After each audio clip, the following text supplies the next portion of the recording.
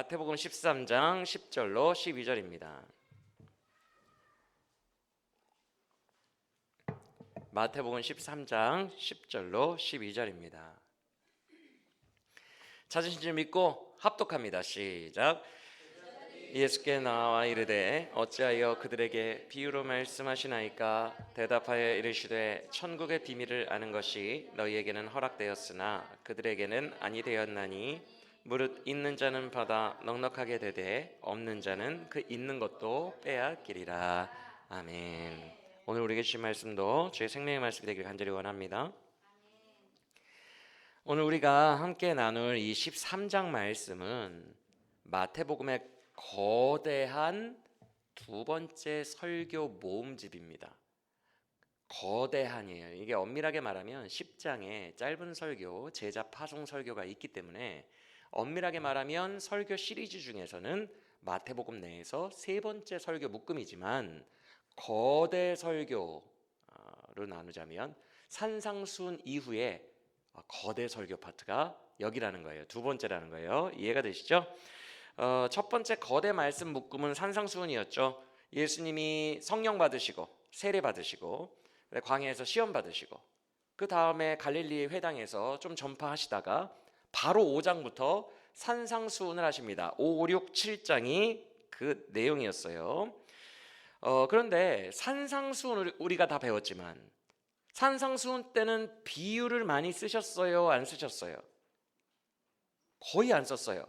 뭐 진주를 돼지에게 던져주는 것과 같다, 뭐 요 정도, 너의 눈에 들보를 봐라, 이 정도만 쓰셨고 나머지는 그냥 평이한 서술형으로 말씀하셨습니다. 그렇죠? 그런데 13장은 그런 게 없어요. 다 비유예요. 난해한 비유. 그래서 13장을 보면 7개의 비유가 쫙 있고 그 결론부도 비유로 돼 있어요. 그래서 총 7개의 본문 비유와 결론까지 8개의 비유로만 가득 채워져 있는 게 두 번째 거대 말씀 단락인 13장이라는 거예요. 이해가 되시죠? 그래서 비유이기 때문에 이게 해석하고 적용하는 게 쉽지가 않아요. 비유가 그 헬라어에 수수께끼라는 뜻도 있어요. 비유라는 헬라어에 수수께끼라는 뜻이 있어요. 그래서 우리가 비유를 할 때 사람들이 알아듣기 좋으라고 예를 드는 비유가 있는 반면 수수께끼처럼 아리송한 비유가 있어요. 근데 여기서의 비유는 수수께끼 같은 비유인 거죠. 그러면 왜 첫 번째 설교 때는 산상수훈 때는 서술형으로 다 알아듣기 좋게 말씀하시더니 두 번째 거대 묶음 설교 때는 갑자기 왜 어렵게 비유로 말씀하실까? 그것은 요때부터 더욱 극명하게 뭐를 구분하기 위해서 그런 거예요. 더 분명하게 구분이 되게 하기 위해서. 우리가 알다시피 산상수훈 때는 주된 설교 내용이 뭐였어요? 모세의 율법과 나의 가르침은 다르다였어요. 그래서 너희는 모세에게 살인하지 말라라고 들었거니와 나는 너희에게 말하노니 난 달라. 미워만 해도 안 돼. 이런 식으로 모세의 율법과 나는 달라. 이것을 되게 강조한 게 산상설교고, 그래서 나의 나라와 내 가르침과 내 제자들은 바리새인과는 달라. 그러면서 산상수훈에서 유명한 말씀하셨죠. 바리새인과 서기관의 의보다 더 낫지 아니하면 천국에 들어갈 수 없느니라. 이런 말씀도 하시죠. 그렇죠? 그러니까 뭔가 구약, 율법, 모세, 바리새인인데 예수님을 좀 다르다는 것을 어필하는 설교가 산상수훈이었어요. 맞습니까? 그래서 산상수훈 때 뭐라고 말씀하셨죠? 내가 율법을 존중하지 않는 게 아니야.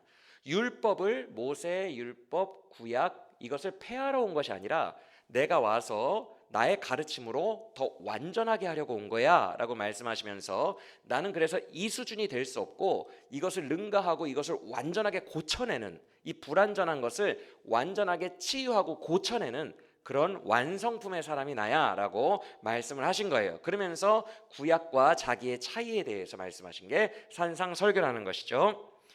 그러더니 산상설교가 끝난 후에 8장부터 우리가 최근에 살펴본 12장까지 어떤 내용이 줄을 이뤄요? 갈등이 심화되었어요. 맞습니까? 예수님을 따르는 자들과 예수님을 반대하는 자들이 점점 더 갈등이 커진다는 거예요. 지금까지 그래 왔어요. 잘 보세요. 8장 그쯤에는 왜 당신 제자들은 금식을 안 해요? 이런 수준이었어요. 왜 당신 제자들은 금식을 안 해요? 9장에 가니까 왜 예수님은 죄인들과 먹고 마셔요? 의문부호로 시작했어요. 의문부호로. 그래서 의문을 제기하더니 이제 급기야 우리가 지난 시간에 배웠던 12장 14절을 보면 바리새인들이 예수를 죽이기로 모의하니라 이렇게 돼 있어요. 즉 처음에는 왜 그래요? 왜 금식 안 해요? 왜 죄인들과 같이 식사해요? 이렇게 의문부호로 시작하다가 그들이 이게 용납이 안 되니까 점점 평행선을 달리기 시작하더니 급기야 갈등이 심화되어 예수를 죽여야겠다. 이게 모의되는 상황까지 양 갈래가 쫙 나뉘었던 게 12장이라는 거예요. 이해가 되십니까? 그러니까 산상수훈 때 나는 너희와 달라. 정말 달라졌어요. 12장까지 오니까. 그래서 이제 완전히 극명하게 예수님을 대적하는 거부하는 자들과 예수님을 따르는 자들이 딱 나뉘어 왔다는 거예요. 그래서 예수님이 말씀하셨죠. 이 세대를 무엇에 비유할꼬? 피리를 불어도 따라 춤추지 아니하고 통곡을 해도 같이 울어주지 않는, 즉 예수님의 영적 장단에 맞춰주지 않는 나를 거스르는 세대다. 그러면서 지난 시간 마지막 말씀이 뭐였어요? 이 악한 세대가 내가 백날 쫓아내줘도 8귀신이 다시 들어가서 형편이 더 안 좋아진 세대로 황폐해지리라. 이렇게 딱 말씀하시고 맞춰지는 거예요. 이해가 되십니까? 그러니까 사실상 12장 끝에서 너희와 나는 평행선이다. 이제 이 세대는 갈라진 거예요. 이거를 이해하시고 13장을 보셔야 13장을 오해하지 않을 수 있습니다. 13장 2절을 보시면 완전히 갈라진 상황에서 큰 무리들이 그의 말씀을 들으려고 모여들었대요. 그렇죠? 그래서 12장까지를 설명해 드린 거예요. 여기에서 이 무리들은 갈라진 상태에서 예수를 그래도 따르기로 결정한 1차로 솎아내어진 기독교인들이 여기에 해당하는 무리라는 거예요. 이해가 되십니까? 네, 좋습니다.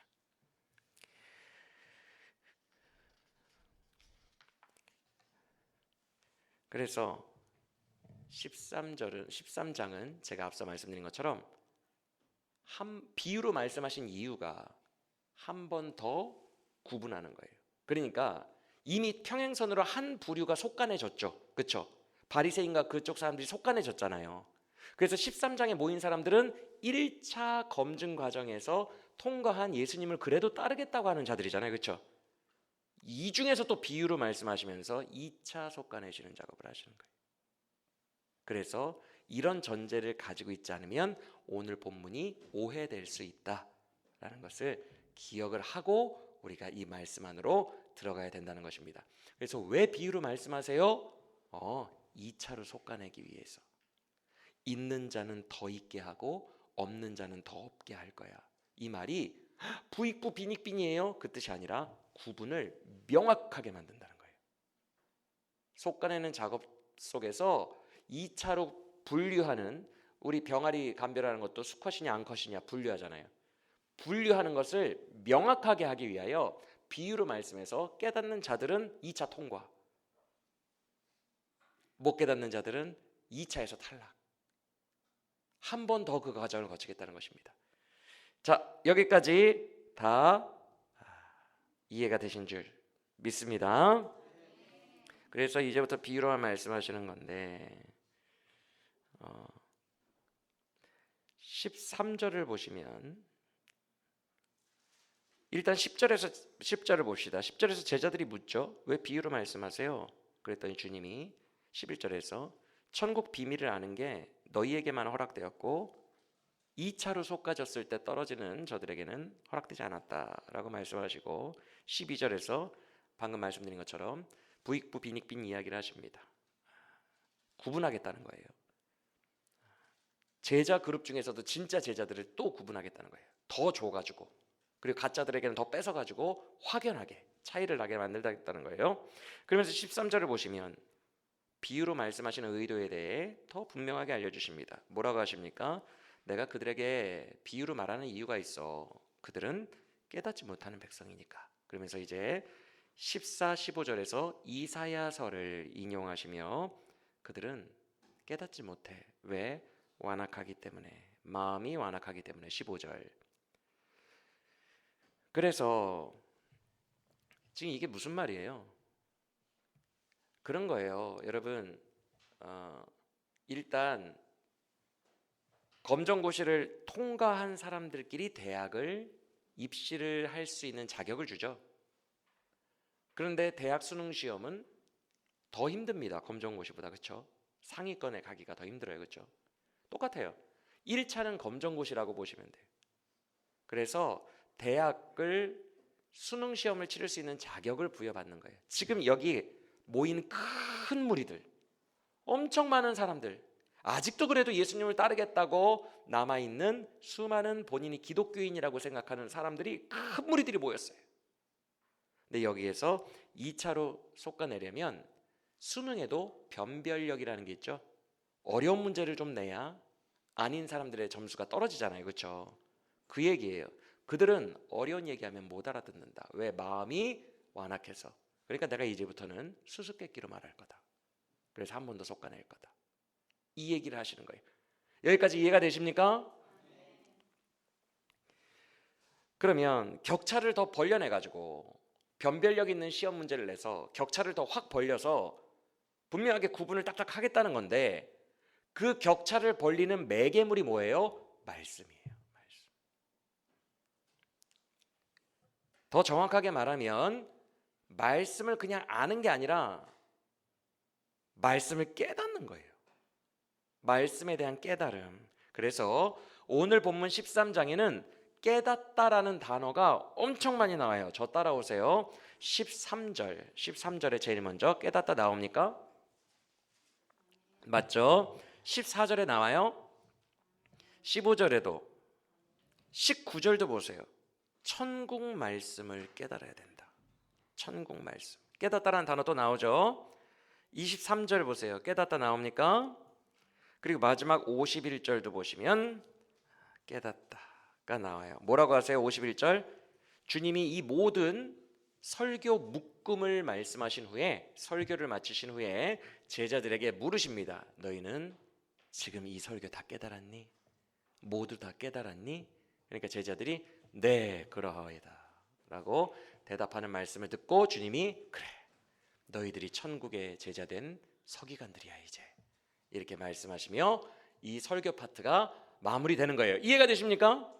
그러니까 이 13장에서는 깨닫다가 되게 중요해요. 깨닫다. 2차 솎아내는 기준은 깨닫는 거예요. 깨닫는 거. 그래서 제자들은 51절에서 통과한 거예요. 깨달았느냐? 네, 깨달았어요. 그러면 우리가 지금 발붙이고 이 땅을 살아가는 지금 이 시대에, 아니 오늘 우리 교회와 저와 여러분 한 사람 한 사람에게 이 말씀은 어떤 영적 교훈을 주고 있는 것인지, 우리는 일단 바닷가에 모인 큰 무리는 다 되죠. 지금 예배당에 모여 있으니까요. 맞습니까? 그래도 예수님을 따르겠다고 지금 모여 있잖아요. 그렇죠? 우리는 큰 무리 안에는 들어왔어요. 검정고시는 일단 돌파했어요. 이제 수능이 남았어요. 그 수능 앞에서 주님은 저와 여러분에게 무슨 이야기를 하고 계신지 오늘 말씀 속으로 들어가 보도록 하겠습니다. 먼저 13장의 구조를 볼게요. 지난 시간에 마지막 단락이 뭐였는지 기억나세요? 12장에 마지막 단락 어떤 내용이었죠? 예수님이 이렇게 말씀하십니다. 내 육신의 가족이 내 가족이 아니라 지금 내 발치에서 내 말씀을 듣고 있는, 그리고 말씀에 담긴 아버지의 뜻대로 행하고 있는, 반응하고 있는 너희가 내 가족이다, 이렇게 말씀하셨어요. 맞습니까? 그래서 제가 지난주에 뭐라고 했죠? 사실 이 12장의 마지막 부분은 오늘 본문인 13장과 연속돼 있어요. 그러면서 그 근거로 13장의 첫 단어가 뭐예요? 라고 말했죠. 그날에니까 12장의 마지막 단락은 사실 13장에 붙여놔야 맞아요 라고 제가 언급을 했던 기억이 있습니다. 여러분들도 기억나시죠? 그래서 13장의 샌드위치 구조의 제일 앞부분이 그 얘기예요. 말씀을 듣는 자가 내 가족이다. 그래 놓고 13장의 제일 마지막 단락을 보세요. 어떤 내용이 나오는지. 53절 이하, 고향으로 갔더니 사람들이 뭐라고 해요? 55절을 보시면 예수님의 가족 이름들을 고향 사람들이 다 일일이 언급합니다. 그러더니 아니 이렇게 볼품없는 가정에서 54절 어떻게 목수가 이런 지혜와 능력이 어디서 났지? 그러면서 57절 예수님을 배척하니라. 그러자 예수님이 선지자가 고향에서는 존경 못 받는다고 하시면서 뭐라고 말씀하십니까? 내 집과 내 가족과 내 진짜 가족과 고향에서는 내가 존경을 못 받는다. 내 말씀이 말씀으로 먹히지가 않는다. 이렇게 앞, 뒤가 가족 부분으로 샌드위치처럼 구성이 되어 있다는 거예요. 여기까지 이해가 되셨죠? 말씀이 먹힌다 안 먹힌다, 진짜 가족이 누구냐, 이런 이야기들이 샌드위치로 되어 있고, 이제 몸통 부분이 사실상 13장 1절부터 52절까지예요. 그러면 우리는 이제 몸통 부분을 보겠습니다. 13장 1절부터의 구조 볼게요. 몸통의 구조입니다. 따라오세요. 일단 예수님의 동선을 봅시다. 1절에서 어디에서 나가셨대요? 그래서 어디로 가셨대요? 바닷가에 앉으셨더니 2절에서 큰 무리가 그에게로 모여든대요. 그러면 이제부터 해변 설교, 선상 설교가 시작되는 것입니다. 즉 지금 이 말을 왜 드리냐면 이 바닷가에서 하는 설교는 1차 검정고시를 통과한 것 같은 큰 무리에게 한 거예요. 맞습니까? 요때 우리가 잘 아는 씨 뿌리는 비유부터 시작해서 눈으로 따라오세요. 24절 이하의 가라지 비유, 31절 이하의 겨자씨 누룩 비유까지 네 가지의 비유를 말씀하십니다. 즉 이 앞에 나오는 네 가지의 비유는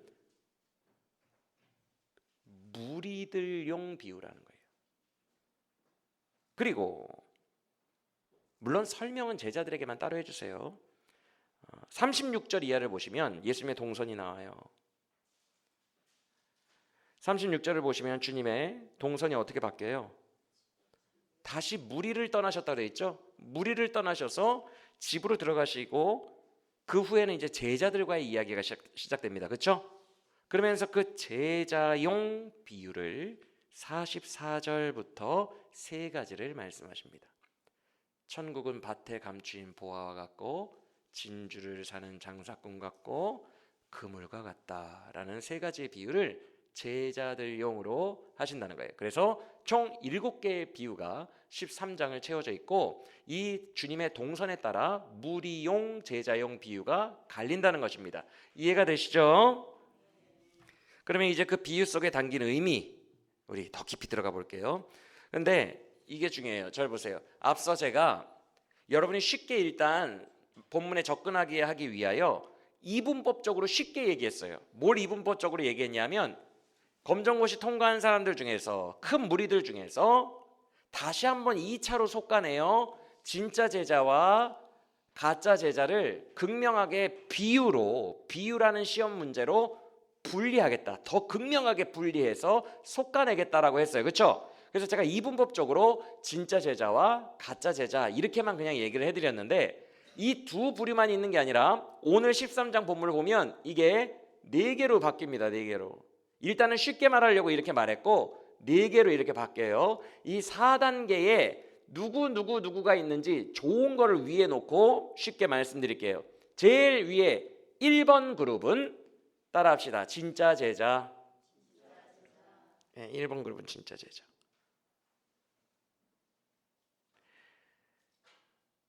그리고 두 번째 제자. 그러니까 첫 번째 제자는 말씀이 결실을 맺어서 말씀을 깨닫고 100배의 열매를 맺으며 천국 가는 제자가 이 1번 그룹 제자예요. 기억하시길 바랍니다. 그리고 2번 그룹 제자는 누구일까요? 2번. 말씀을 듣기는 들어요. 그러나 가시떨기와 돌밭에 떨어져서 결실이 안 되는 제자들이 2번 그룹입니다. 이해가 되시죠? 이 돌짝밭 비유, 가시떨기 비유를 여러분들이 아신다고 가정하고 말씀을 드리는 거예요. 돌짝밭과 가시떨기에 떨어져 가지고 말씀이 들리기는 하는데 결실이 없어. 그게 2번 제자고, 3번 그룹은 누구냐면 3번은 누구냐면 아예 말씀이 들리지도 않고 깨닫지도 못하는 사람, 즉 길가에 떨어져서 바로 새가 와서 쪼아 먹어버리는 그런 사람, 아예 그냥 멍한 사람, 그런 사람이 3번 그룹이에요. 그럼 마지막 4번 그룹은 누굴까? 원수 마귀의 제자들, 거짓 선지자들, 거짓 교사들이에요. 이게 이따가 나오는 가라지 비유에 나옵니다.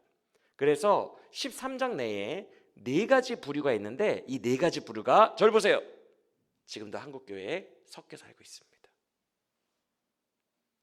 다 기독교인인 척하면서 섞여 살고 있어요. 1차 검정고시 통과한 교회에 일단 나오는 사람들 중에 이 4부류가 있다고요. 섞여서 살고 있는데 그것을 주님이 명확하게 나누시며 진짜 천국에 이르는, 진짜 내가 원하는 제자를 명확하게 구분하시고 솎아내시는 게 13장이라는 거예요. 오중이 떠중이 네 종류가 다 모여있는 이곳에 우리가 나아가야 할 방향을 분명하게 알려주시는 거죠. 할렐루야. 그럼 이제 그 방향으로, 깨닫는 방향으로 함께 저와 여러분이 달려가기를 원합니다. 먼저 3절을 보세요. 일단 큰 무리가 모였을 때 여러 가지 비유로 말씀하시는데, 첫 번째 비유로 씨 뿌리는 비유, 여러분들에게 너무 유명한 비유를 3절부터 9절까지 말씀하십니다. 이 내용을 제가 압축해드리면 뭐예요? 씨 뿌리는 자가 나갔어요. 그래서 공중에 씨를 흩뿌립니다. 오늘날은 그렇게 안 하죠. 씨가 낭비되게 그렇게 안 하는데, 고대 사람들은 그냥 바람에 흩뿌렸어요. 그러면 알아서 그냥 땅에 들어가가지고 알아서 열매가 맺히게 했습니다. 그래서 이렇게 쫙 씨를 뿌렸더니 그 바람에 날린 씨앗들이 경작된 좋은 밭에만 가겠습니까? 여기저기 막 떨어지죠, 그렇죠? 그래서 어떤 씨는 길가에 총 4종류의 땅에 떨어져요. 땅의 종류가 달라요. 첫 번째 씨는 길가에, 두 번째는 돌밭에, 세 번째는 가시떨기 위에 떨어지고, 그리고 마지막으로 좋은 땅에 떨어집니다. 그런데 앞에 3개 땅은 결실이 돼야 안 돼요? 안 돼요. 결실이 100배, 60배, 30배의 결실을 맺는 땅은 오직 어느 땅에만 씨앗이 떨어졌을 때 결실을 맺어요? 좋은 땅에. 여러분들 중에 농사지어분들은 아실 거예요. 경작된 땅에, 좋은 땅에 떨어졌을 때 열매를 맺지, 길가에 떨어지면 뿌리도 내릴 수 없습니다. 돌짝밭에 떨어져도 말라버려요. 햇빛이 비치면. 가시떨기 속에 떨어지면 애가 햇빛을 못 받아. 여러분들도 다 이해가 되시죠? 그래서 지금 씨를 뿌렸는데 4종류의 땅 중에 한 종류의 땅만 성공한다라는 이야기가 이 비유입니다. 그러면 질문합니다, 여러분에게. 이 씨 뿌리는 자는 누구겠어요? 예수님입니다. 예수님. 왜? 지금 말씀을 전하는 게 누구예요? 지금 13장의 화두가 뭐예요? 내가 하는 말을 듣는 너희가 내 가족이다, 이거잖아요. 그러니까 지금 씨 뿌리는 자는 예수님이 되는 거고, 그 예수님이 흩날리는 이 씨는 뭐가 되겠어요, 그럼? 천국 말씀이 되는 거예요. 아까 천국 말씀이라는 구절이 있었죠, 그렇죠? 천국 말씀이 되는 거예요. 그러면 또 질문합니다. 예수님이 흩뿌리는 이 씨앗에는 문제가 있어요, 없어요? 씨가 안 좋아서 결실하지 못하는 겁니까? 땅에 문제가 있는 겁니까? 씨에는, 이 성경 말씀에는 한치의 오류나 악함이나 실패가 없고, 씨 자체는 무조건 좋은 땅에만 들어가면 100배의 결실을 맺게 할 정도로 양질의 씨앗을 가진 게 이 성경 말씀이라는 거예요. 믿으십니까?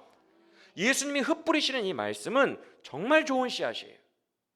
그 씨앗을 뿌립니다. 그런데 땅마다 결실이 다르다고 하니 결국 우리가 뭐예요? 그럼 이 비유에서 땅입니다. 이제 내가 돌짝밭인지 길가인지 그걸 점검할 뿐이에요. 우리가 땅이요, 들리는 말씀은 씨앗이요, 뿌리시는 이는 예수님인 거예요. 이해가 되시면 아멘. 그러면 네 땅이 어떻게 다른지, 일단 첫 번째 땅에 해당하는 길가를 봅시다. 4절을 보시면 길가에 떨어진 씨앗은 새들이 와가지고 얼른 먹어버린대요. 이제 그에 대한 설명이 19절인데 19절을 봅시다. 길가는 어떤 종류의 사람을 말한대요? 정확하게 보세요. 누구든지 아무든지 하여튼간 천국 말씀을 들어도 깨닫지 못하는 자는 다 여기에 포함되는 거예요. 여기에. 아까 말한 몇 번 그룹에 속한 자들이에요? 몇 번이에요? 3번 그룹에 속한 자들이죠. 맞습니까? 일단 듣지도 못해. 아예 깨닫지도 못하고 그냥 멍하게 있어요. 그렇게 멍하게 있으면 원수 마귀가 와서 말씀을 다 잊어버리게 만든다는 거예요. 여러분, 저도 이런 시절을 경험했고요. 그냥 교회 예배당에 와서 이렇게 있어도 말씀이 잘 안 들려요. 그냥 졸려. 그러다가 집에 가면은 그냥 오늘 뭘 들었는지 완전히 까먹어요. 그게 뭐냐면 그냥 멍하니 있다가 원수 마귀가 와서 말씀을 기억해서 싹 쪼아서 먹어버리는 거예요. 길가에 떨어진 거를, 씨앗을 가져가 버립니다. 이게 바로 3단계예요. 3단계. 큰 무리 중 대다수가 다 여기에 속해요. 오늘날 한국교회에 썬데이에 크리스천이라고 교회에 나와서 예배하는 큰 무리들, 500만 명 이상의 기독교인들 중에 많은 무리들이 멍하고 있다가 말씀을 빼앗기고 돌아가는, 여기에 속한다는 거예요. 그래서 말씀이 없는 신앙생활을 하는 분들이 꽤 많아요. 그러면 이제 돌밭과 가시밭인데 이 두 부류가 바로 몇 번 그룹이라고 그랬어요? 돌밭과 가시밭. 2번 그룹이라고 그랬죠? 기억나시면 아멘. 말씀이 들리기는 해요. 예배 때 말씀이 들리고 내 마음에 막 말씀이 들려. 깨달아지는 건 아닌데 막 이해가 돼. 이해가 되고 들리고 막 감동도 돼요. 말씀이 들리는 자. 그런데 삶에서 결실이 없어. 말씀은 들리는데 아멘 아멘 하는데 이해가 되는데 삶은 똑같아. 그게 2번이에요. 2번. 먼저 돌밭에 뿌려졌다는 거. 그럼 이 제자들은 왜 그럴까? 돌밭 봅시다. 돌밭. 뭐라고 돼 있어요? 말씀을 듣고 기쁨으로 받기는 한대요. 19절인가요? 지금 제가 말한 게 20절인가요? 기쁨으로 받기는 한대. 이해가 되는 거예요. 그런데 그 속에 뭐가 없대요? 뿌리가 없어요. 여러분, 뿌리가 없다는 말이 뭘까요? 5절을 보세요. 흙이 얕은 돌밭이래요. 흙이 얕대요. 그러니까 흙이 뿌리를 잡아줄 흙 자체가 없으니까, 그게 되게 얇게 형성되어 있으니까 뿌리가 못 내리는 거예요. 그렇죠? 그러니까 해가 강렬하게 비치는 낮이 되면 물을 뿌리가 빨아들여서 그 해를 견디게 해줘야 되거든요. 열기를. 물을 쫙쫙 빨아들여 가지고. 근데 물을 빨아들일 뿌리가 없는 거야. 흙이 없으니까. 그래서 해가 비치면 돌밭에 떨어진 애들은 다 말라 비틀어서 죽어요. 맞습니까? 그 이야기를 하는 거예요. 근데 여기서 해가 뭘까? 해? 21절을 보세요. 다 설명해 주시죠. 21절. 말씀 때문에 받는 환난과 박해래요. 그러니까 물을 쫙쫙 빨아들여줘야 말씀 때문에, 예수 때문에 받는 이 환난과 핍박과 박해를 견뎌내는데, 물을 빨아들일 뿌리가 없으니까 이 환난이 닥치면 말라 비틀어지고 신앙을 잃게 된다는 거예요. 이해가 되시면 아멘. 그러면 이 사람들은 왜 뿌리가 없냐고요? 대체 답이 21절에 나와 있어요. 20절과 21절에 그 답이 있어요. 돌짝밭 신앙인의 특징이 뭐냐 하면 20절에 나오는 기쁨, 그리고 21절에 나오는 박해, 여기에 답이 있습니다. 이게 무슨 말이냐면, 저를 보세요. 말씀이 들릴 때 그 말씀 좋은 건 알아요.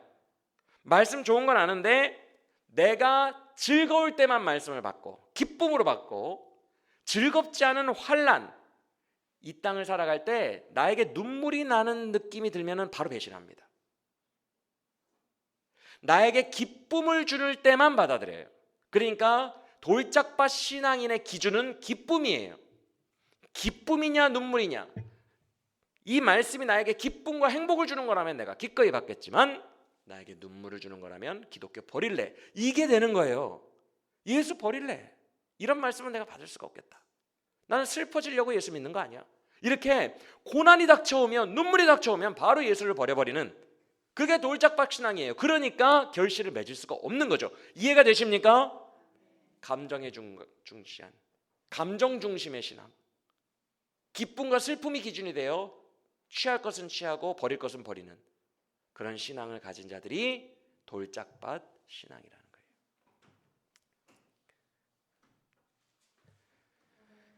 즉 말씀이 내 보물이 아닌 거예요. 말씀 자체가 내 보물이 아닌 거예요. 말씀이 그 정도로 소중하진 않아요. 내 인생을 걸 정도는 아니에요. 내가 고통받으면서까지 이거를 붙들고 있을 만큼 보물은 아니에요. 말씀, 예수, 천국, 이 세 개가 눈물 흘리면서까지 내가 이걸 가져가야 되나? 내가 이렇게 울면서까지 내가 예수 지켜야 되나? 말씀, 천국, 하나 이 정도까지는 장인 정신 없어. 예수에 대해서 눈물 흘리면서까지 기독교 믿고 싶진 않아. 이게 나의 보물이 아니라는 거예요. 그만큼 보물은 아니라는 거예요. 여러분, 이런 신앙인들이 한국교회에 얼마나 많을까요? 저와 여러분들도 이런 신앙 좀 있잖아요. 맞습니까? 저와 여러분도 이런 신앙이 있잖아요. 이런 신앙에, 감정적 신앙에 함몰돼서 감정과 환경이 어떠하든지 예수를 나의 보물로 삼고 뚝심 있게 꿋꿋하게 살아가는 사람이 많이 없잖아요. 그렇죠? 이게 돌짝밭 교인이에요. 2번 그룹에 속하는. 그러면 세 번째 가시떨기는 어떤 교인입니까? 22절을 보시면 세상 염려, 재물의 유혹, 이것 때문에 말씀이 막혀버렸대요. 말씀이 막혔다라는 말은 이제 여기서는 해가 말씀이 되는 거예요. 해를 막아버리잖아요. 가시덤불이 해를 못 받게. 그래서 말씀이 막히는 거예요. 말씀의 해를 쪼이면서 살아야 되는데, 그래야 결실하는데 이게 다 막혀버린 거예요. 어디에? 세상 염려와 재물의 유혹 때문에. 근데 여기서 세상이라는 말이 헬라어로는 이 땅이에요. 이 시대라는 뜻을 가지고 있어요. 이 시대. 그러니까 이 땅의 염려에 가득해서 말씀이 막히는 거예요. 즉 이런 유형은 어떤 타입이냐면 감정이 아니라 이 땅에서 일어나는 것에 되게 집중을 하고 있는 거예요. 그래서 이 땅을 너무 소중히 여기고 이 땅을 더 보물로 여기다 보니까, 여기에 되게 집중하다 보니까 걱정, 근심과 마음이 너무 많아가지고 말씀이 안 들려요. 들어오질 않아요. 막혀버리는 거예요. 여러분, 이거 우리가 예전에 이미 살펴봤던 마태복음 내용인데 기억나실지 모르겠어요. 서기관이 예수님, 나 예수님 따라올래요. 그럽니다. 그때 예수님이 뭐라고 합니까? 예수님이 너는 지금 기쁨으로 날 따라온다고 하고 있지. 근데 넌 돌짝밭이야. 나를 따라오는 길은 인자가 머리 둘 곳도 없는 거지 같은 인생이야. 네가 그걸 안다면 도망갈 거야. 바로 너는 지금 기쁨으로 날 따라온다고 하지만 돌짝밭 신앙이야. 이렇게 말씀하시고 그 다음 제자는 뭐라고 하죠? 아버지를 장례 지내고 갈게요. 예수님. 그랬더니 이 땅에 죽을 자들이, 이 땅에 남겨진 자들이 그를 장사하게 하고 너는 지금 나를 따르라. 너는 가시밭 신앙이야. 너는 가시덤불 신앙이야. 이 땅의 것이 나를 따르는 것보다 더 소중하니까 지금 나를 따라야 돼. 돌짝밭과 가시밭이 이미 우리가 예전에 배웠던 마태복음의 서기관과 그 장례 제자로 나와 있어요. 이해가 되시면 아멘. 여러분, 결국 뭐예요? 천국의 말씀을 듣기는 들어요. 들을 귀가 열렸어. 들었는데 뭔가 한계에 맥혀가지고 결실이 안 되는 상태예요. 말씀을 여러분처럼 지금 저와 여러분처럼 와서 듣거든요. 근데 뭔가 주일이 지나서 세상으로 가면 한계에 막혀버리는 거야. 턱턱. 그래서 결실이 안 돼요. 결실이. 다시 다음 주일에 오면 또 말씀을 듣는데 세상으로 들어가면 한계에 막 팍팍 막혀요. 또 뭔가. 그래서 똑같은 상태가 되어서 삶이 변하지 않고 또 주일날 오는 거예요. 이게 2번 제자들, 2번 그룹입니다. 2번 그룹. 주님은 오늘 우리에게 말씀하십니다. 네가 바로 이 두 가지 유형에 해당하는 거 아니냐? 너 삶이 지금 변하고 있냐? 삶의 100배의 위력의 결실이 맺히고 있느냐? 내가 너에게 공급하여 주는 씨앗은, 말씀은 잘만 좋은 땅에만 떨어지면 무조건 100배의 결실을 맺는 정말 좋은 씨앗이야. 좋은 씨앗을 너에게 주었건만 왜 너의 삶은 변하지 않니? 혹시 네가 2번 그룹에 있는 건 아니냐? 그 한계가 너로 말미암아 결실하지 못하게 하는 건 아니냐? 라고 오늘 우리를 도전하신다는 것입니다. 여러분, 말씀이 문제가 아니고 씨앗이 문제가 아니에요. 땅에 문제가 있는 거고 저와 여러분에게 문제가 있는 것임을 기억하시고 우리의 땅을 바꾸는 일이 오늘 일어나기를 간절히 원합니다. 그래도 우리 이 자리에 있는 모든 사람은 2번 그룹 이상은 되는 것 같아요. 다행이에요. 16절과 17절은 한번 여러분이 읽어보겠습니다. 16, 17절 시작.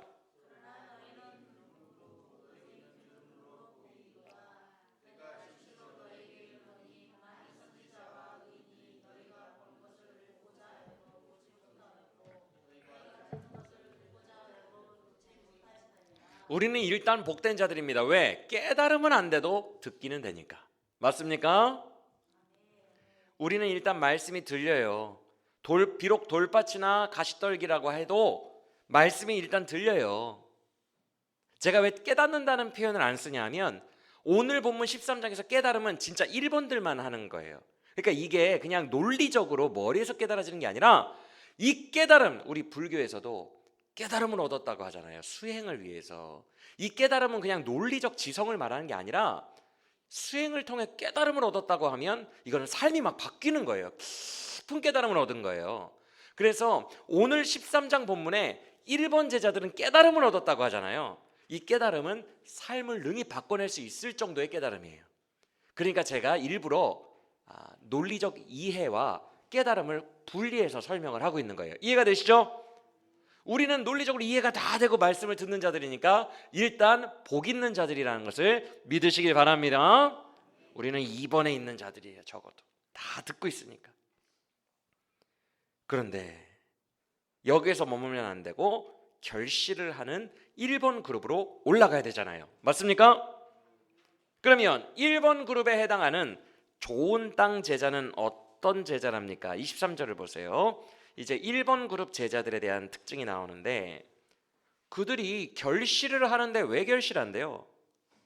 설명이 엄청 단순해요. 그들이 결실하는 이유는 좋은 땅이니까. 맞습니까? 그럼 좋은 땅은 어떤 땅이야? 말씀을 깨닫는 땅. 듣기만 하고 끝나는 게 아니라 깨달음을 얻는 것. 깨닫는 자가 관건인 거예요. 그러니까 좋은 땅이라는 것은 깨닫느냐가 관건이에요. 이 말씀이 내 삶을 사로잡아야 돼요. 그러니까 목사님 말씀 맞네요. 이해가 충분히 되네요. 이게 깨달음이 아니라 정말 그렇구나. 이 말씀이 정말 그렇구나 라고 이 말씀이 내 영혼을 사로잡아야 돼요. 그렇게 깨달아져야만 박해와 환난과 눈물이 이 세상에서 와도 그 말씀의 길을 걸어갈 수 있어요. 당당하게. 그리고 이 말씀이 나를 사로잡아야만 이 세상의 염려와 근심과 이 땅의 수많은 유혹들이 나에게 유혹해도 다 뿌리치고 그 길로 걸어갈 수 있다는 것입니다. 할렐루야. 그래서 말씀이 나를 사로잡아야 돼요. 이 말씀이 돌짝밭 쪽에서는 물을 끌어와서 나를 견디게 해주는 거고 가시밭 쪽에서는 해의 영양분으로 나를 굳세게 하는 거예요. 이 물과 해가 있어야 돼요. 와서 듣기만 하고 가는 자가 아니라 깊은 깨달음이 있는 1번 제자가 되는 저와 여러분 되기를 간절히 원합니다.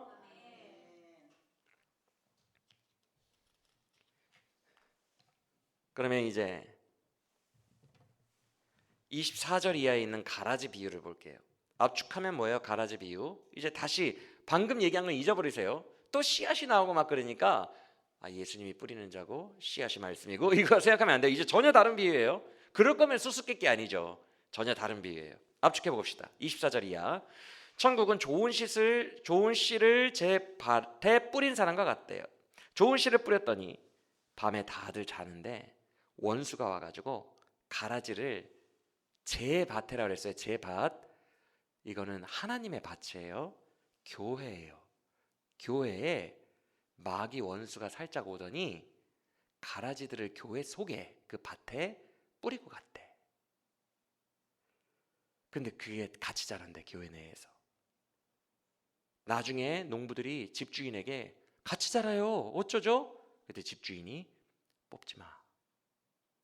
알고까지 그거 뽑다가 진짜 벼까지 다 뽑게 될까 봐 걱정돼. 그냥 둬. 심판은 마지막 추수 때에 있을 거야. 마지막 추수 때에 알곡은 거두고 가라지는 모아다가 내가 불지옥에 던질 거야. 그러니까 그때까지는 한국 교회 내에 같이 공생하게 놔둬. 나는 그들을 지금 심판하지 않을 거야. 이해가 되십니까? 이게 몇 번 유형 그룹에 속하죠? 4번인 거예요. 이제 해설로 가봅시다. 가라지까지는 해설을 해주니까 36절 이하를 보시면 좋은 씨를 뿌리는 것은 예수님이다. 아까 비유와 똑같아요. 일단 씨 뿌리는 자는 예수님이에요. 37절에서 말씀하십니다. 근데 이 씨가 달라요. 씨가. 아까 비유는 씨가 말씀이라고 그러더니 38절을 보시면 이번엔 좋은 씨가 뭐래요? 천국의 아들들이래요. 맞습니까? 이번에는 천국의 아들들이래. 그러니까 제자들이 좋은 씨예요. 제자들. 저와 여러분들이 좋은 씨를 뿌리신 거예요. 자기 밭에. 그런데 반면에 가라지는 뭐래요? 악한 자의 아들들, 원수 마귀의 제자들. 악한 자의 아들들이래요. 원수 마귀가 밤에 몰래 와서 심어놨잖아요. 맞습니까? 그러니까 마귀의 자녀들이에요.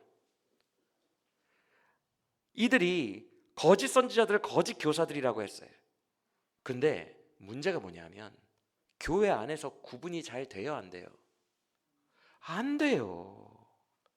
교회 안에서 같이 자라납니다.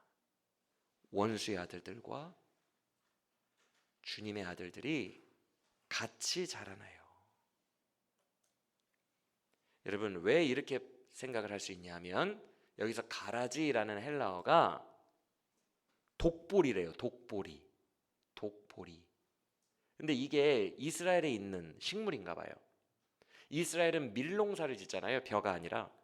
밀농사를 지으면 가끔 밀 사이에 이 독보리들이 들어와 있는데 이 독보리들이 초기에는 전문가가 아니면 식별하기 힘들 정도로 밀과 똑같아요. 실제로 이 헬라어 독보리가 전문가 아니면, 말씀의 전문가 아니면 분별이 안 돼요. 일반 성도들은 분별이 안 된다고요. 전문가가 아니면 이게 분별이 안 될 정도로 너무 비슷하대. 그래서 같이 자란대. 그런데 이 독보리가 특징이 뭐냐면 추수 때가 다 되어가면 되어갈수록 확연하게 바뀐대요. 확연하게. 점점 구분이 되더니 추수 때가 되면은 누가 와도, 벼농사 한 번도 지어본 적 없는 사람이 와도 이건 독보리구만 딱 알고 뽑을 수 있대요. 지금 그 단어를 쓰신 거예요. 그래서 실제로 이스라엘 농사 지을 때 독보리들은 뽑아서 불에 다 태워버립니다. 밀만 거두고. 여러분, 교회 내에, 한국 교회 내에 숨어있는 거짓 교사들과 거짓 선지자들 똑같아요. 저는 그렇게 기도할 때가 있어요. 가끔 주님, 성도들이 미혹을 많이 당하는데 저는 뭐 신비주의자나 율법주의자나 이런 잘못된 사람들 좀 속아내야 되는 거 아닙니까? 주님 절대 그들을 쫓아내지 않아요. 그들 뽑다가 성도들 다 나가겠다. 그들 뽑아내다가 알고까지 뽑아낼까 봐 걱정된다. 심판 때까지 그냥 두라. 내가 심판에 그들은 지옥에 넣을 거다. 그때까지는 같이 살게 둘 거다. 구분이 잘 안 되게. 여러분, 이거 무서운 얘기예요. 거짓 교사들은 하나님이 번개로 바로 심판하시고 그럴 것 같죠? 그냥 같이 한국 교회 내에 자라게 둔다는 거예요. 그리고 전문가가 아니면 분별하기도 힘들다는 거예요.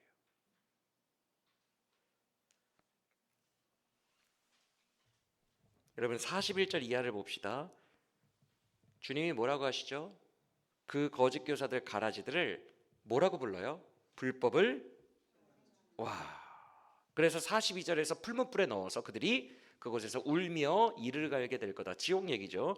근데 불법을 행하는 자들아, 이 말 더 어디서 많이 들어봤는데 정확하게 헬라어로 똑같은데 우리 한번 그거는 읽고 봅시다. 마태복음 7장 22절과 23절 우리의 입으로 읽고 다시 돌아오겠습니다.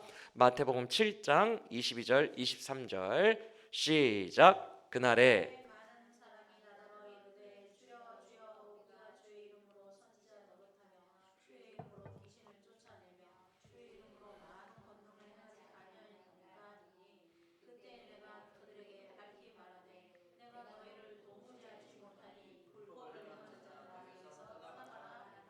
여러분 왜 구별이 안 되죠? 전문가 외에는 그들이 예수의 이름으로 선지자 노릇을 한대요. 그들이 예언 기도라면 다 맞아요.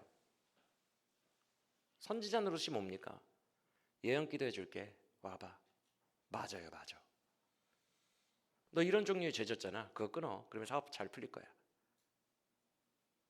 정확하게 점쟁이처럼 내 죄와 내 문제와 뭘 어떻게 해야 되는지 다 말해줘요. 주의 이름으로 귀신을 쫓아내. 주의 이름으로 권능을 행해요. 이런데 분별이 됩니까? 이런데 구별이 되겠어요? 독보리가 일반 성도들이 분별을 하겠냐고요. 분별이 안 되는 거예요. 독보리가, 가라지가. 이건 무서운 얘기예요. 근데 주님은 단호하게 그들에게 말씀하신다는 거예요. 불법을 행하는 자들아 내게서 떠나가라. 그 불법을 행하는 자들은 훗날 지금까지는 계속 이렇게 정상 신앙인인 것처럼 같이 살지만 추수 때에는 지옥불에 들어가게 될 거라고 말씀합니다. 이를 갈게 되는 거죠. 울며 이를, 여러분 왜 울며 이를 갈까요? 왜 울며 이를 갈아요? 여러분 순복하는 죄인은 울면서 이를 갈지 않아요. 아 그래 내 죄 때문에 내가 맞나 보다. 그런 사람은 울며 이를 갈지 않아요. 빠득빠득 울면서 이를 가는 사람은 어떤 사람이에요? 억울해. 내가 왜 예수의 이름으로 당신이 나한테 권능을 준 거 아니야? 성령으로 나 치유 사역한 거 아니야? 억울해. 내가 왜 지옥에 가야 되는데? 내가 예수의 이름으로 당신 나라를 도왔다고? 본인도 착각하고 살기 때문에 이를 갈게 되는 겁니다.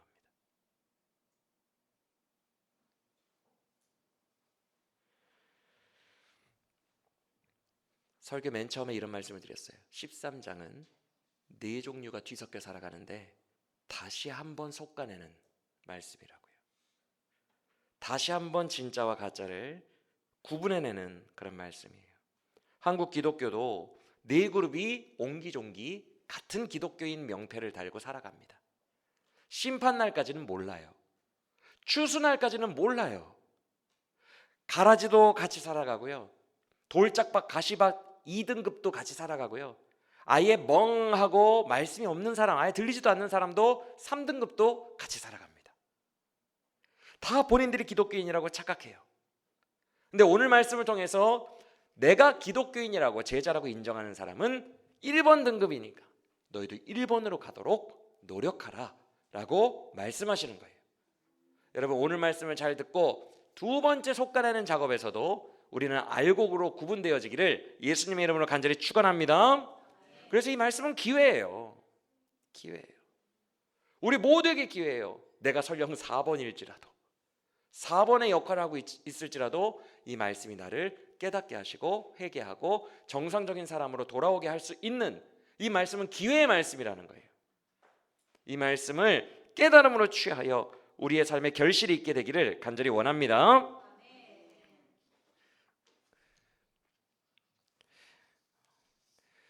네 종류가 모여서 사는데 나중에는 어떻게 된다?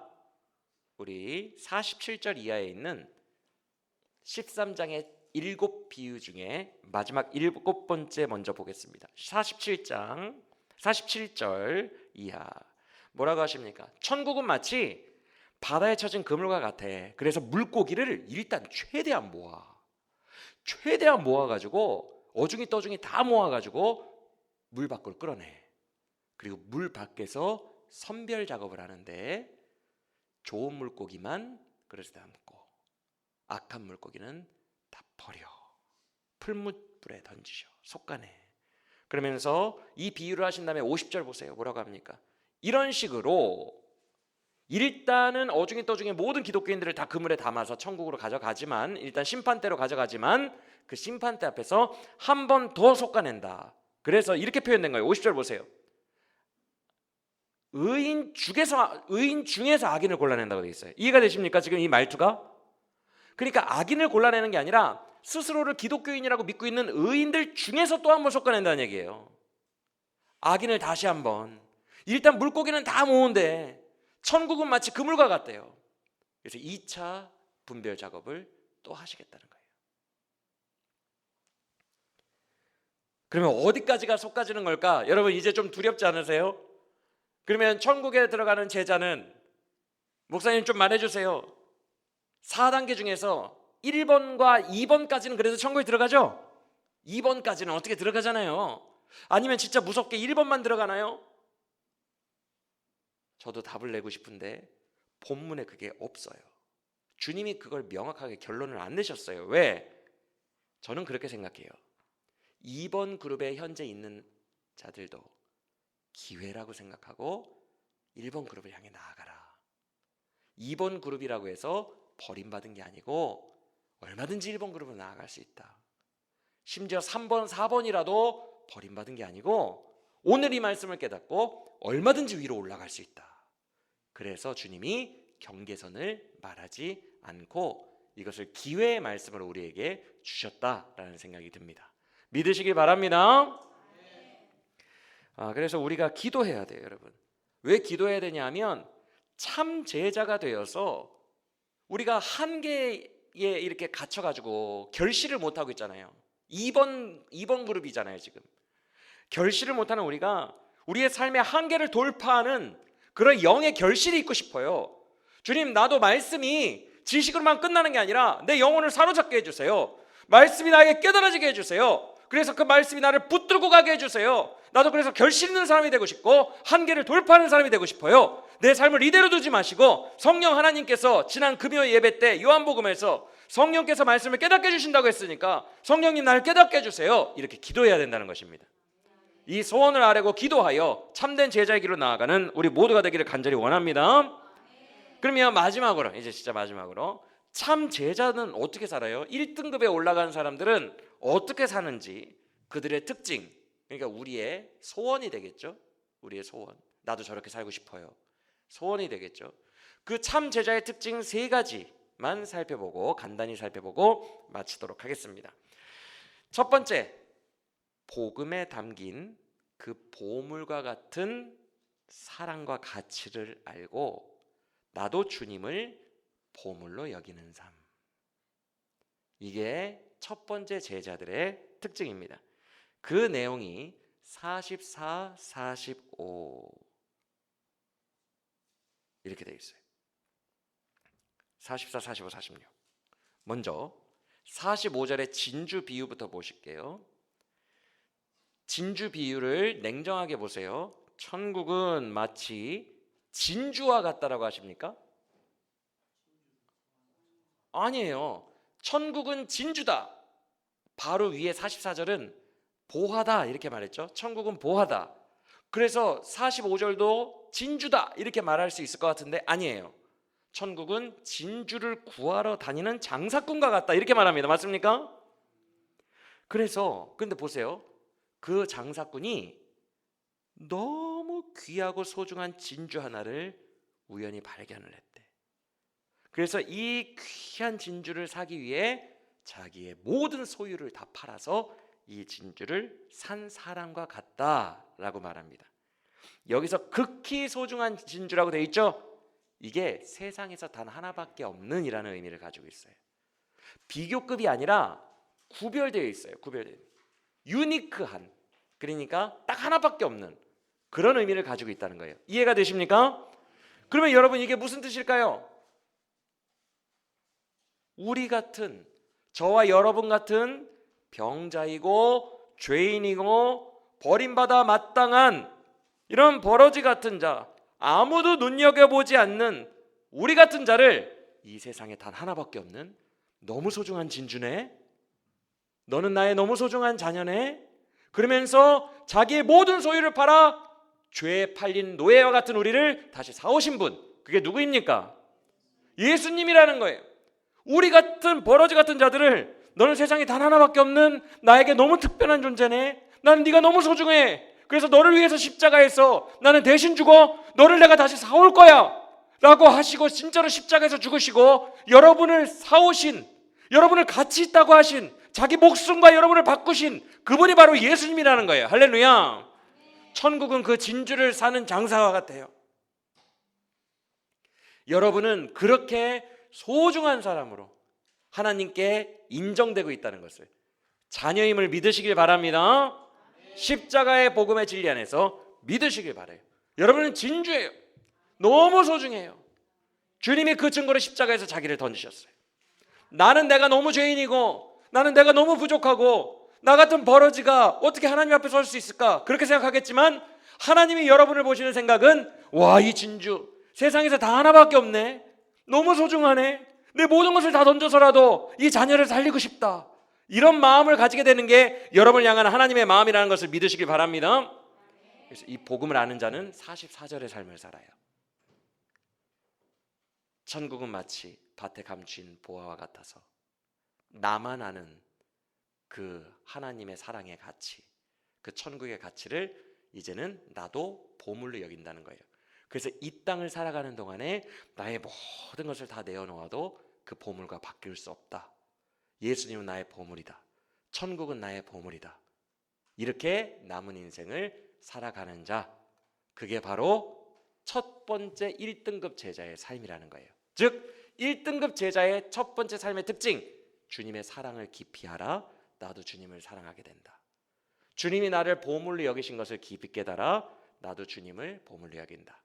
그게 1번 제자의 특징이고, 이 과정에서 가장 중요한 것은 깨달음입니다. 주님이 나를 사랑하셨다는 게 지식으로 들리는 게 아니라 진짜 깨달아지는 거예요. 깨달아지는 거. 그 말씀이 나를 사로잡아 은혜의 강물이 우리 안에 흐르는 것입니다. 그것이 바로 1번 제자의 깨달음이에요. 이 깨달음이 저와 여러분, 메마른 저와 여러분의 마음속에 있기를 예수님의 이름으로 기도하며 축원합니다. 두 번째 특징, 이렇게 1번 제자는 원래 기독교인 숫자도 적어요. 여러분, 기독교인 숫자도. 그러니까 12장까지는 기독교인과 비기독교인이 나뉘었다 그랬잖아요. 이쪽 불신자 쪽이 훨씬 많아요. 역대로 그래 왔어요. 기독교인은 항상 소수예요. 근데 이 소수 중에서도 한 번 더 솎아낸다 그랬잖아요. 이 소수 중에서도 1번 제자는 극히 적어요. 그래서 너무 소수이니까 마음이 위축되고 힘들 수 있는데 담대하게 믿음으로 선교해야 된다. 그게 바로 31절 이하의 두 비유에 나와 있습니다. 31절 보세요. 천국은 마치 심겨진 겨자씨 한 알 같아서 지금은 엄청 작아 보여도 나중에는 나무가 되어서 커진다. 33절 비유도 보세요. 가루 서말이라는 50kg 정도 나가는 쌀푸대를 말합니다.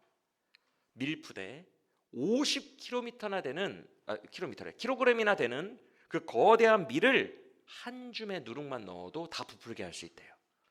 즉 너희 1번 제자들이 극히 소수이지만 위축되지 말고 담대하라. 너희들의 선교와 전도로 말미암아 누룩이 50kg을 다 부풀게 하는 것처럼, 겨자씨가 나무가 되는 것처럼 하나님의 나라가 이룩되리라 라고 말씀해 주시는 것입니다. 할렐루야. 그래서 이 믿음이 1번 제자들에게 있기 때문에 돌짝밭 제자들이 가지 못하는 환난과 핍박 중에서도 담대하게 선교의 길을 걸어갈 수 있는 것입니다. 할렐루야. 앞서 씨 뿌리는 비유에서 결실이 몇 배가 된다 그랬어요. 네, 100배, 60배, 30배라고 그랬죠. 당시에 제가 보니까 당시에 이스라엘 사람들이 통상적으로 결실의 배수를 생각한 게 농사가 잘 되면 10배 나온다고 생각했대요. 그러니까 씨앗으로 올해 20kg를 뿌리면 200kg을 거두면 10배를 거두면 오늘 풍작이네, 올해 풍작이네 이렇게 생각했대요. 근데 주님은 결실을 100배, 60배, 30배라고 하셨어요. 인간의 통상적인 상식과 개념을 뛰어넘는 성령의 능력의 결실이 1번 제자들에게 맺힌다는 거예요. 할렐루야. 그러니까 천국 말씀으로 너희가 말씀에 사로잡혀서 진짜 말씀이 나를 깨닫게 하고 말씀이 나를 움직이게 하고 내 삶을 말씀이 사로잡으면 결실이 맺히기 시작하는데 그 씨앗의 말씀이 너무 좋기 때문에 좋은 밭에만 떨어지면 100배의 결실을 맺는다는 거예요. 인간의 상식을 초월한 엄청난 능력의 일들이 벌어진다는 거예요. 그래서 누룩이 온 세상을 변화시키듯이 능히 우리 모두를 변화시키고도 남을 정도의 위력이 그 말씀의 씨앗 안에 있다는 거예요. 할렐루야. 믿으시길 바랍니다. 이 결실을, 이 말씀 씨앗의 위력이 있다, 이것을 믿고 내가 지금 현재 겨자씨처럼 초라해도 믿고 일어나서 주 위에서는 우리 모두가 되기를 간절히 원합니다. 마지막 세 번째는 가르치는 자가 된다는 거예요. 51절과 52절 결론부 보세요. 51절과 52절. 주님이 제자들에게 설교를 마치시면서 물어보십니다. 너희들 내가 지금까지 말한 거 모두 다 깨달았니? 그러자 깨달았대요. 그러니까 주님이 52절에서 너희야말로 진짜 서기관이야. 여러분, 서기관이 뭐냐면 그 당시에 권위 있는 가르침을 하는 자를 서기관이라고 해요. 그래서 산상순이 끝날 때 뭐라고 하죠? 사람들이 예수의 말을 듣고 다 놀라니 그의 가르침에는 권위가 있고 서기관과 같지 아니함이러라, 이렇게 표현하고 있거든요. 바리새인이 가르친 자가 아니에요. 서기관들이 가르쳤어요. 서기관이라는 원문의 뜻이 성경 박사라는 뜻이에요. 성경 박사.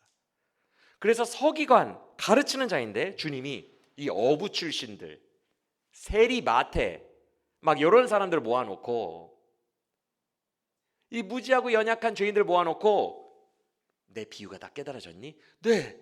그러니까 너희가 진짜 서기관이야, 이렇게 말씀하시는 거예요. 뭐예요? 이제 너희가 가르쳐야 된다. 너희가 전파해야 된다. 너희가 증거해야 된다. 그래서 그 뒤에 이렇게 말씀하십니다. 너희는 마치 곳간에서 마음대로 빼올 수 있는 집주인과 같아, 이렇게 말해요. 우리가 집주인 같아요. 그러니까 권한이 우리에게 있다는 거예요. 권한이 우리에게 있어요. 그러면 곳간에서 빼온다는 말이 뭐야? 제가 이 곳간이라는 헬라어를 보니까 식량 창고, 그 뜻이 아니더라고요. 보물상자, 보물금고, 보물창고라는 뜻이에요. 아까 보물과 같은 게 뭐라 그랬어요? 천국 말씀이라 그랬죠. 천국은 마치 밭에 감추인 보화라 그랬잖아요. 맞습니까? 보물창고에서 그러면 뭘 끄집어내는 거예요? 말씀을 끄집어내는 서기관들과 같다는 거예요. 우리가 집주인과 같은 권능을 가지고, 권한을 가지고 보물창고에서 막 말씀을 끌어다가 사람들에게 선포할 수 있다는 거예요. 그래서 이 말씀을 내온다라고 할 때 이 내온다는 말이 안에 이렇게 막 들락날락 한다는 뜻이 아니에요. 들어갔다가 나왔다가 아니라 안에 있는 것을 밖으로 내어 버리다라는 뜻이거든요. 보물창고에 가득히 쌓여있는 주의 말씀들이 안에서 묵히고 썩히는 게 아니라 집주인과 같은 권한을, 서기관의 권한을 우리에게 주셨으니까 이제는 막 끌어내가지고 사람들에게 막 그 말씀들을 전파하고 증거하는 사람들로, 서기관의 권위를 주님께서 우리에게 주신다고 하셨으니까 이제 그 보물창고에서 묵히는 게 아니라 꺼내서 전파하는 사람들을 쓰시겠다는 거예요. 할렐루야. 여러분, 그러면 새 것과 옛 것은 뭐예요? 구약과 신약에 담긴 모든 비밀의 말씀들을 다 끄집어내다가 복음으로 열방에 가르치는 천국 제자된 서기관들이 여러분이라는 것을 믿으시길 바랍니다. 말씀을 마칩니다. 여러분, 축복합니다. 지금 현재 우리가 2번 혹은 3번, 4번은 없겠지만 4번, 2, 3, 4 그룹에 머물고 있다면 듣기만 하는 자로 명확한 한계 속에서 결실 맺지 못하는 그런 상황에 갇혀 있다면 이제 1번 그룹으로 깨달음을 얻고 나아갈 수 있게 해달라고 기도하기를 원합니다. 그 말씀이 나에게 진짜 성령의 깨달음이 되어서 나의 삶을 말씀이 주도하는 거 나도 경험하게 해주세요. 한계에 맨날 막혀가지고 아이고 말씀대로 살아야 되는데 아이고 그렇게 하는 것이 아니라 말씀이 나를 끌고 가서 말씀이 나를 주도할 정도로 강하게 깨달아지는 말씀의 사람이 되게 해주세요. 이렇게 기도하는 오늘 이 시간 되기를 간절히 원합니다. 그래서 여러분의 삶에 100배의 결실이 맺히게 될 줄로 믿습니다.